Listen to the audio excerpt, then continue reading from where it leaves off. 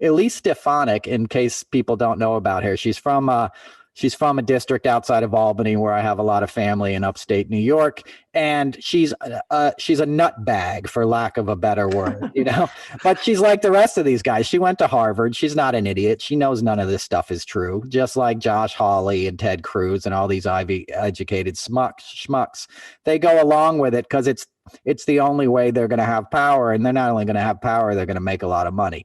So, but she was like Marjorie Taylor Greene before Marjorie Taylor Greene. If you remember, she was one of the first firebrand, as they like to call themselves, GOP new members that was just all in with Trump. She made up a story a couple years ago where she said like somebody left a mean note on her car in a parking lot, and it was like, die fascist scum, you know, and it was clearly a publicity stunt. Like nobody left that note, you know, when she was shopping in Cohoes or whatever, you know, in Albany.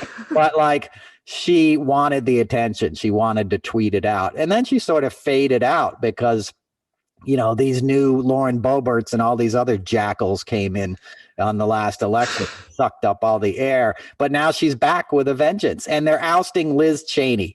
You know, Liz Chaney. Why don't you speak on Liz Chaney, Jimmy? Well, she's as conservative as it gets. I mean, Dick Cheney, her father was Darth Vader before Trump came in.